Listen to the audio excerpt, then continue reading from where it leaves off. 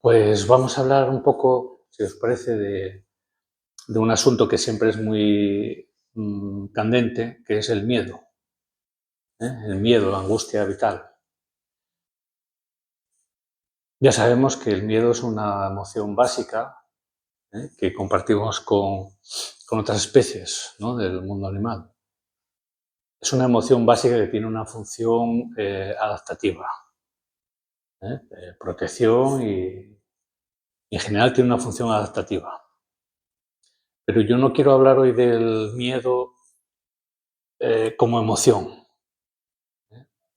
o particularmente no es mi intención hablar del miedo como una emoción, sino de otra dimensión del miedo que podríamos denominar eh, un estado de ánimo, como un telón de fondo.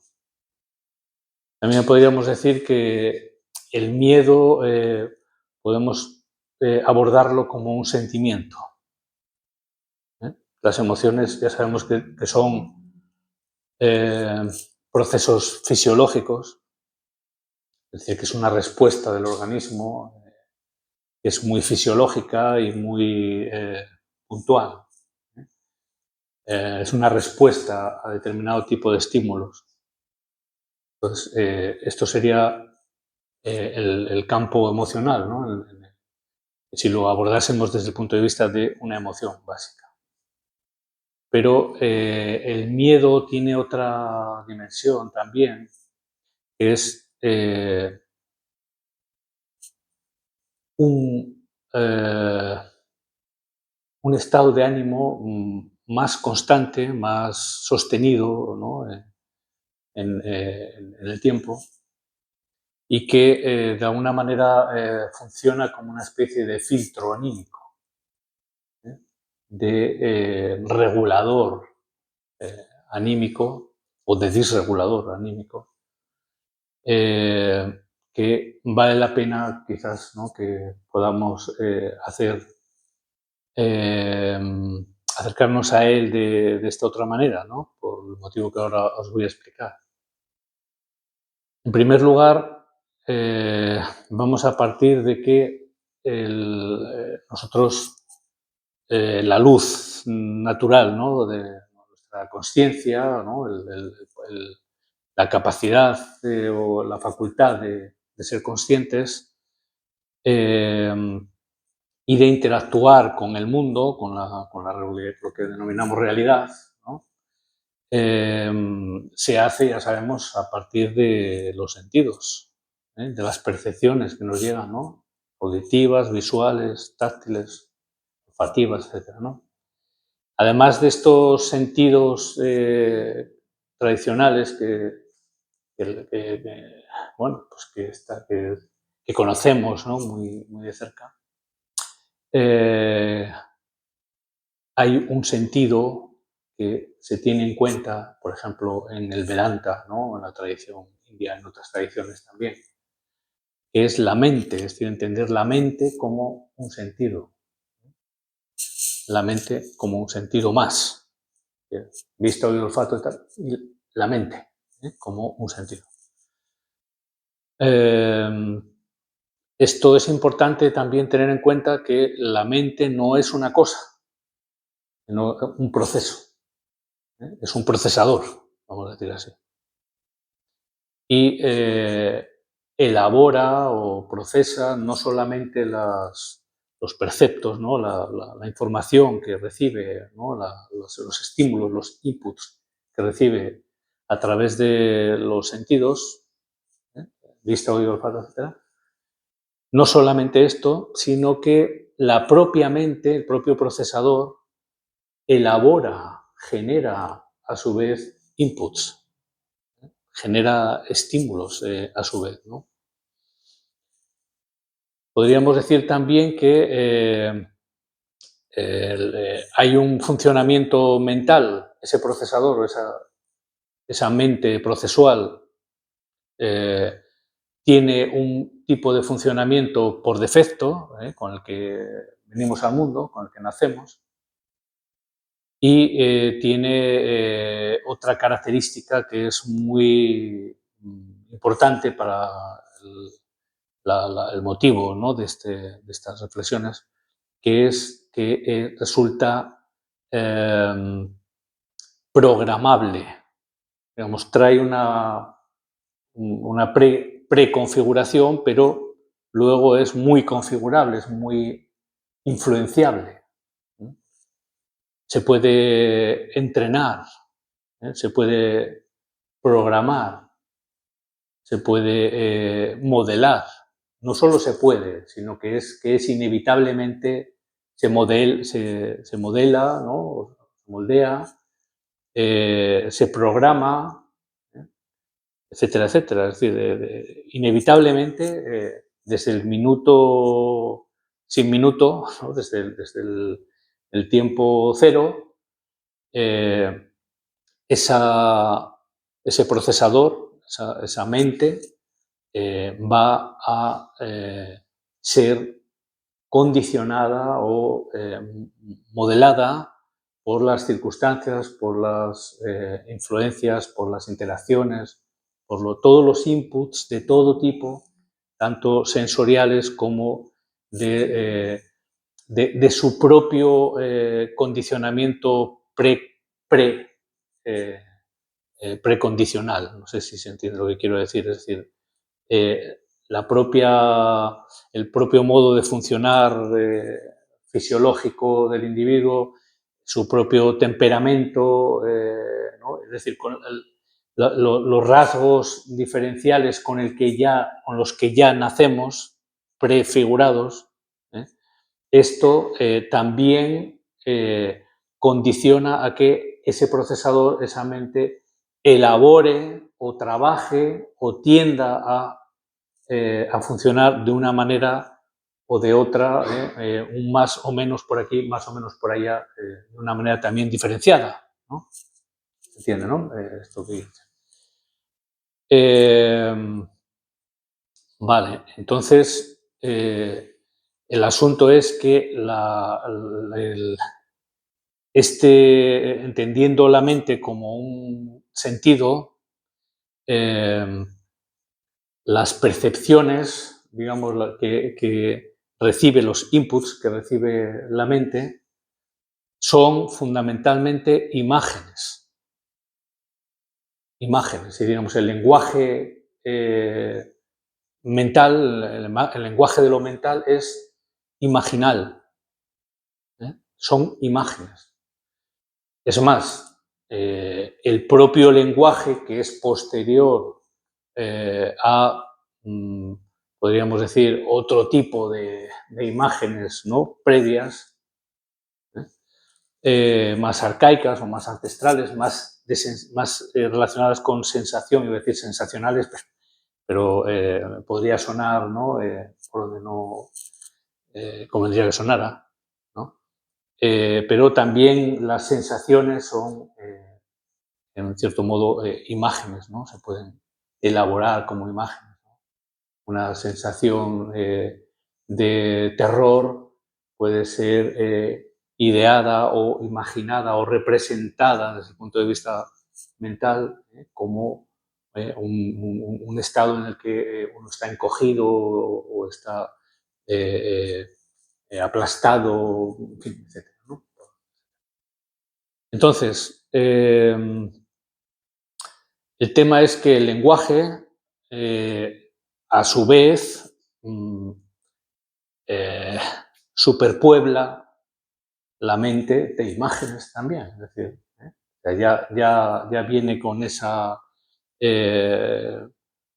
digamos, con esa prefiguración, ¿no?, con ese precocinado, ¿no?, para funcionar así, pero luego el desarrollo del lenguaje, con todo lo que conlleva la interacción lingüística, ¿no?, con la familia, en fin, los vecinos, la escuela, la sociedad, ¿no?, los medios, bueno, y ahora, en fin, ¿no?, pues todo eso muy multiplicado, ¿no?, por todo el potencial, ¿no?, de interacción que hay, ¿no?, con los medios, con la multimedia y demás. Entonces, el propio lenguaje está lleno de imágenes, ¿no? Es decir, cada palabra es una imagen. Si yo te pregunto ¿cómo estás? Y tú me dices, estoy, no sé, eh, angustiado, ¿qué nos representamos los demás cuando escuchamos esto? ¿No? Es decir, hay una serie de imágenes que no tienen que ver para nada con el hecho pues, de estar feliz y contento o saltarín o tranquilo, etcétera, etcétera, ¿no? Es decir, aparece todo un mundo de imágenes que resulta asociable a esa expresión, ¿no? Es decir, cualquier palabra, cualquier término que utilicemos, la propia prosodia, el modo en que lo comunicamos, la gestualidad con la que interactuamos, etc., todo está repleto de imágenes, podemos decir así. El lenguaje del alma, el lenguaje de la mente, así que es un lenguaje imaginal, un lenguaje de imágenes, ¿no? Entonces, hay, podemos decir, imágenes que son más transitorias, digamos, se adhieren menos, ¿no?, a lo mental, pero hay imágenes que se quedan ahí, ¿no? Que se quedan, podemos decir así, varadas, ¿no?, en nuestro psiquismo, ¿no?, en nuestra mente, ¿no? Evidentemente, todas esas imágenes tienen que ver con el mundo imaginal en el que nos zambullimos al nacer, ¿no? Es decir, el entorno familiar, ¿no? El tipo de imágenes que pueblan la mente de tu padre, de tu madre, de tus hermanos, del entorno, ¿no?, donde vives. Todas esas imágenes estás interactuando constantemente con ellas. Y podemos decir que ahí hay como una especie de sobredosis de imágenes de un determinado tipo, dependiendo de qué ambiente estemos hablando, ¿no? ¿Qué es lo que caracteriza o caracterizó ese ambiente? Entonces, la mente en los primeros años, en los primeros meses, en los primerísimos años, es particularmente modelada, afectada, influenciada por un tipo de imágenes, por un ambiente imaginal, que queda ahí de alguna manera, ¿no? Y además hay una predisposición de la propia mente ya al nacer a elaborar o a procesar de determinado modo los inputs, ¿no?, las imágenes. Esto es una cuestión ya de herencia, es decir, los materiales, digamos, la prototipia de funcionamiento funcional que tiene tu madre, tu padre, tus abuelos, ¿no?, en fin, toda la cadena de ancestros y demás, ¿no?, pero particularmente los inmediatos, todo esto también te dispone o predispone a funcionar de una determinada manera, ¿no? Con lo cual, podemos decir que de la misma manera que tenemos unas medidas, ¿no?, digamos, una altura física, un tipo de funcionamiento orgánico, en fin, ¿no?, una serie de rasgos característicos, ¿no?, que tienen que ver con toda esa herencia.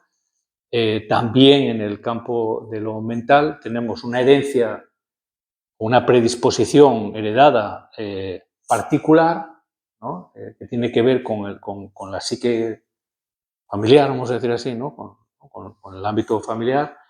Luego tenemos una manera de funcionar también heredada que tiene que ver con la psique o con el psiquismo de la especie, que también nacemos a decir, nuestra mente no funciona como la mente de un puercoespín, por decir, ¿no?, un animal, o como la mente de una gaviota, sino que funciona de manera característica como funciona la mente de los seres humanos, ¿no? Digamos, de los homínidos, ¿no? Del Homo sapiens, etcétera, ¿no? Del ser humano, ¿vale? Por lo tanto, dicho esto, ya estamos viendo que mucho de lo que nos caracteriza no es propio, no es, podemos decir, eh, no es estrictamente propio o personal. Es personal en el sentido de que hay una combinación particular que es la que nos caracteriza, ¿no? Pero es como que son cosas que se van adhiriendo, ¿no? Que se van ahí, son como piezas de un puzzle que están dándole una forma, una prefiguración, etcétera, etcétera, ¿no? Entonces, el miedo como estado anímico, digamos, como la presencia en el psiquismo de imágenes potentes que nos asustan, que nos aterran, que nos preocupan, que nos, perdonad la expresión, que nos acojonan, ¿no? Es decir, esas imágenes tienen que ver con la especie, tienen que ver con la disposición hereditaria familiar y tienen que ver con los inputs recibidos con el ambiente social, familiar en el que nos hayamos zambullido. Digo zambullido en el sentido de que como cuando te zambulles, yo qué sé, ¿no? Pues ahí en un charco, ¿no? Pues claro, sales lleno de barro, ¿no? Entonces,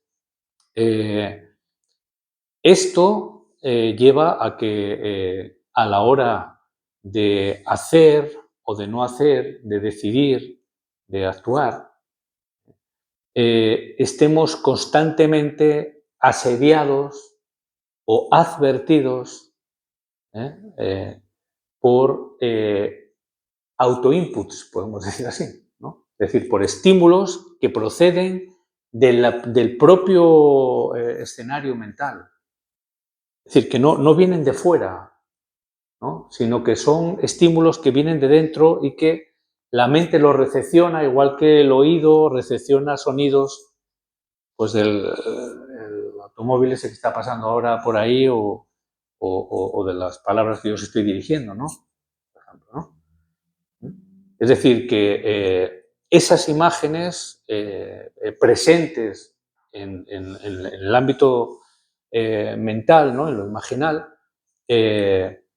es un mundo vivo, ¿no? O sea, palpitante, activo. Es un mundo que está ejerciendo constantemente una influencia, ¿no? Sobre nuestra conciencia, ¿no? Sobre nuestra razón también, ¿no? Y por supuesto sobre nuestra conducta, ¿no? Nuestra manera de comportarnos, ¿no?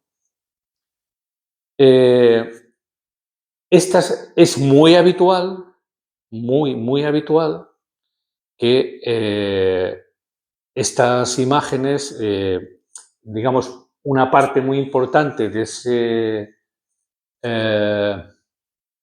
contexto imaginal, ¿no? O fantasmagórico, si queréis decir así,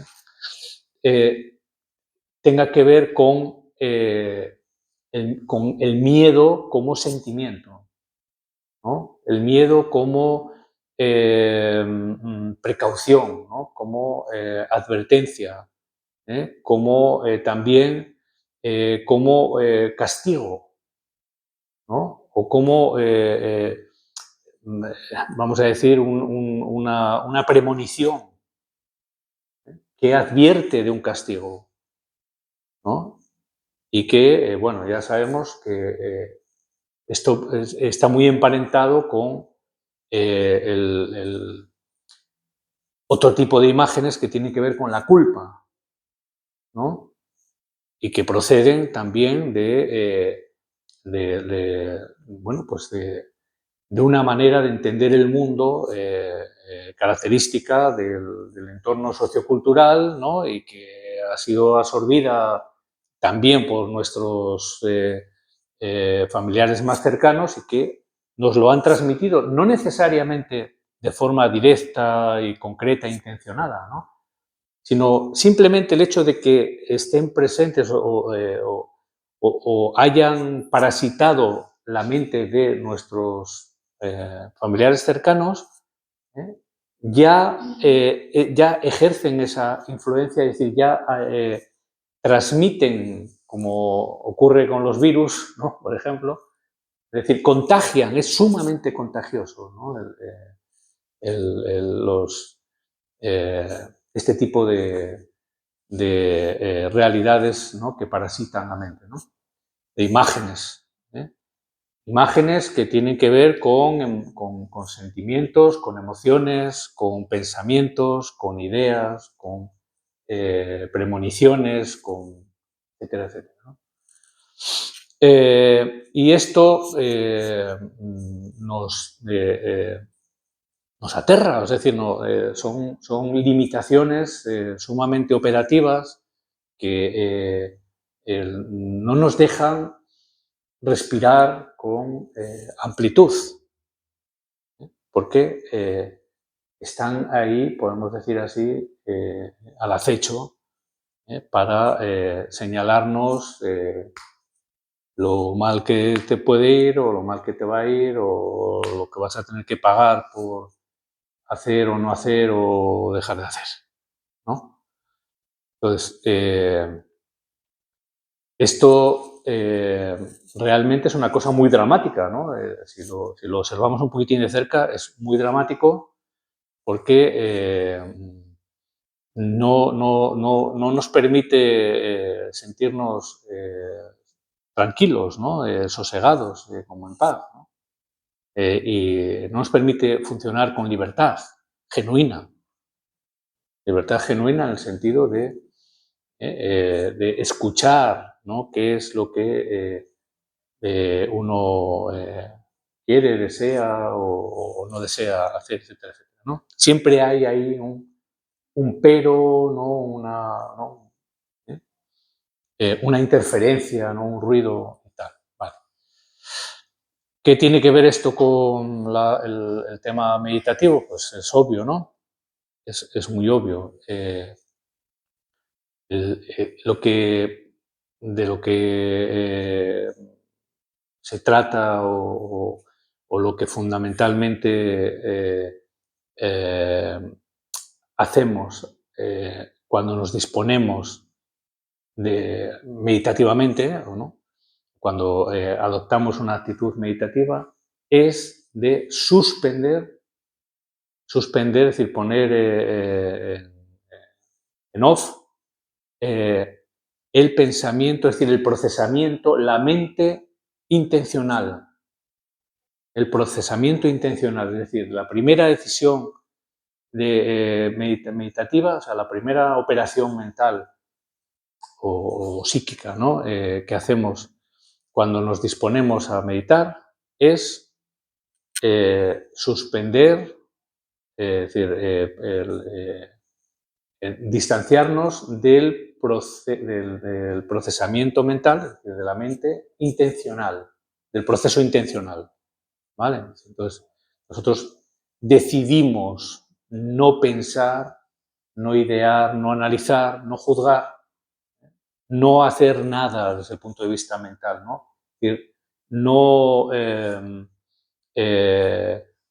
generar inputs, ¿no? Ni outputs, ¿no? Ni una cosa ni otra, ¿no? Es decir, ni entrada ni salida, pero no reprimiendo, ¿eh? Sino como un acto soberano de conciencia, de determinación, en la confianza o en la comprensión, o en ambas cosas, de que para lo que nos interesa meditar, digamos así, se precisa ese tipo de actitud o de disposición, ¿no? Por lo tanto, suspendemos la intencionalidad del proceso mental. ¿Qué ocurre ahí? Que aunque nosotros lo suspendemos, tomamos esa decisión, ¿no? Vemos que no nos hacemos caso, por así decirlo, ¿no? Nos traiciona ahí se ve también, ¿no?, cómo los procesos volitivos, es decir, la voluntad, ¿no?, la determinación, la intencionalidad, ¿no?, el proceso consciente, voluntario, ¿no?, es muy frágil, ¿no? Es muy, normalmente, ¿no? Es muy insuficiente, ¿no? Entonces yo decido no pensar, pero antes de que pase un minuto estoy pensando, ¿no? Entonces me doy cuenta y dejo de pensar y a los 3 segundos vuelvo otra vez a pensar, ¿no?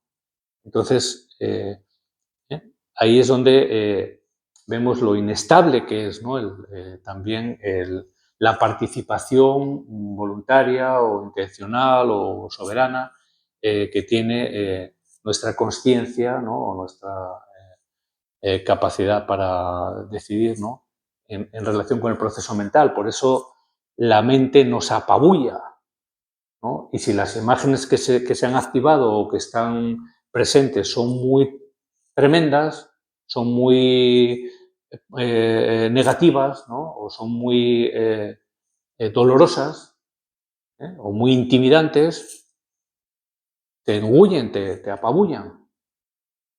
Y esto es lo que ocurre también en los estados psicóticos, ¿no?, o en los estados de neurosis profunda, ¿no? O sea, cuando hay mucho conflicto neurótico, ¿no? ¿Qué es lo que ocurre? Que las imágenes mentales, ¿no?, cogen como una inflamación, ¿no? Como si dijéramos, tienes un proceso inflamatorio muy bestia, ¿no?, en no sé qué órgano, ¿no?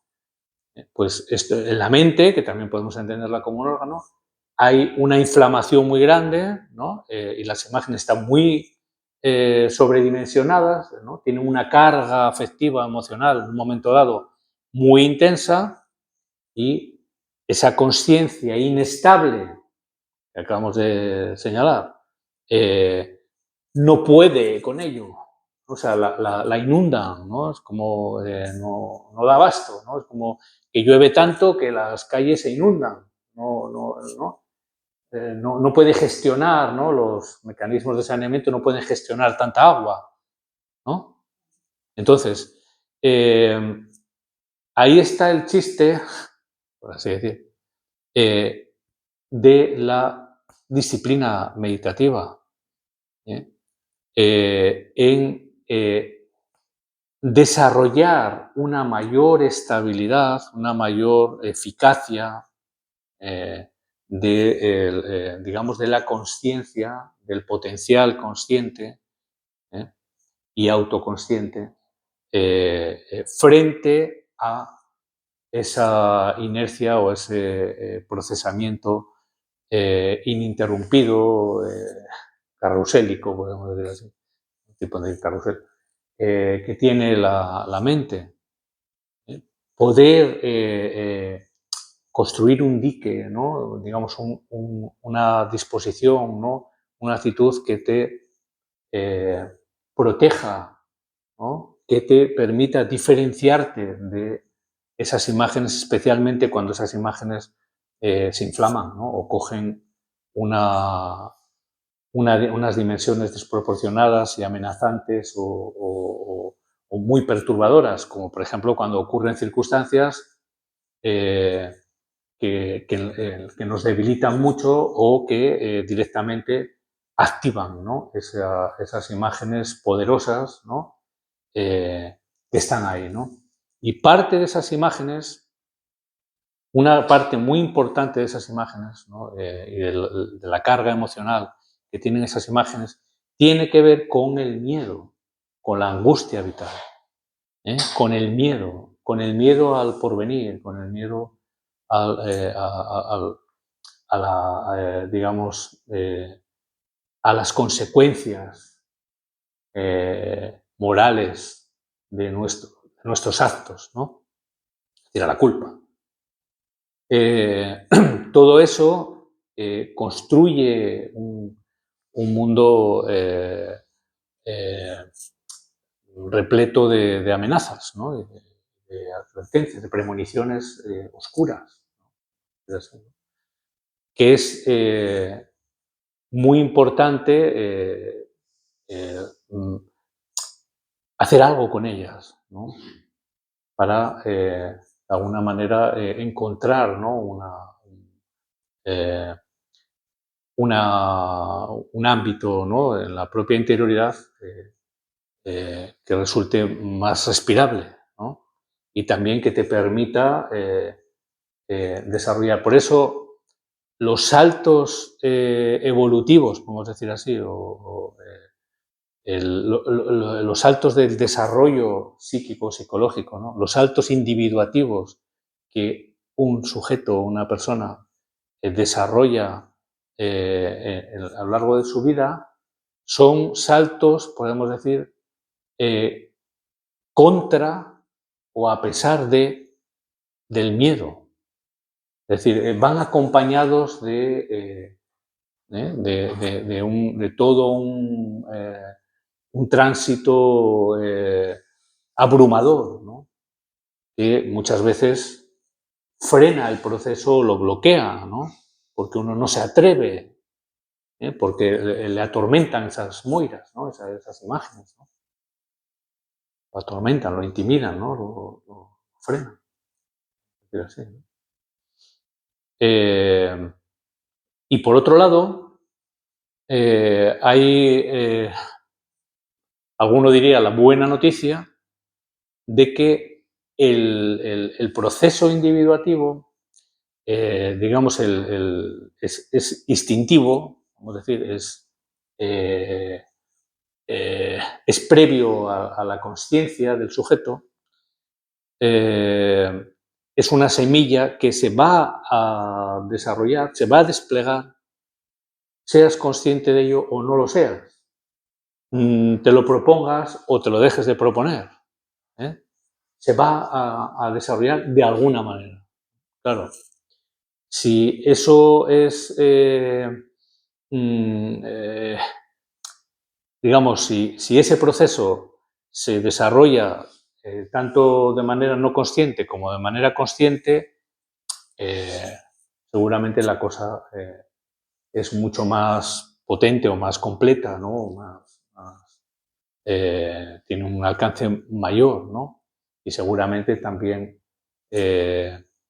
bueno, muchos sufrimientos o muchas dificultades, pues seguramente adquieren, no sé si se pueden evitar, pero al menos toman otro sentido que los hace más soportables, ¿no? Por lo tanto, para resumirlo, ¿no? Aunque es un tema que no se agota aquí, ¿no? Podéis imaginaros, pues es un tema muy amplio. Pero para resumir, podríamos decir que el miedo como sentimiento, la angustia vital, tiene que ver con imágenes, con una visión del mundo y de uno mismo, de nuestro mundo, una manera de representarse el acontecer, la vida, que tiene una carga emocional muy premonitoriamente negativa, que nos intimida. Es decir, el miedo nos castra, ¿no? Nos impide respirar con amplitud, ¿no? Y la estrategia meditativa también es un zambullirse en un tomar distancia de las imágenes del procesamiento mental, de esas imágenes que están ahí, ¿no? Es decir, tomar distancia de ellas, es como, de cierto modo, enfriar, es decir, reivindicar en ese momento de una manera pragmática, de una manera fáctica, ¿no? Se reivindica con la práctica meditativa, con el acto meditativo, podemos decirlo así, ¿no? Con la actitud meditativa, una libertad y un sosiego, ¿no? autodeterminación, que está en otro lugar, por así decir, ¿no? Con respecto a las imágenes del proceso mental y especialmente de las imágenes angustiantes, ¿no? Y terroríficas y culpabilizantes con las que hemos sido parasitados desde niños. Podemos decir así, aunque suene un poco a chiste, que el proceso meditativo es un proceso de desparasitación.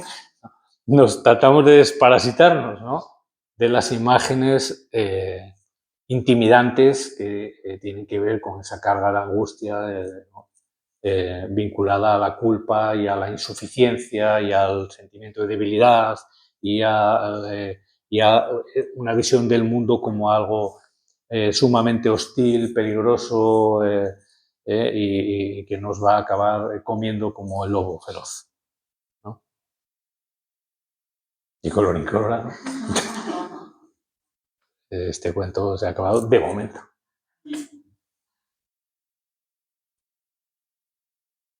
Bueno, si queréis comentar algo antes de cerrar los micrófonos, pues, no, cerramos. Pues ahora, corte.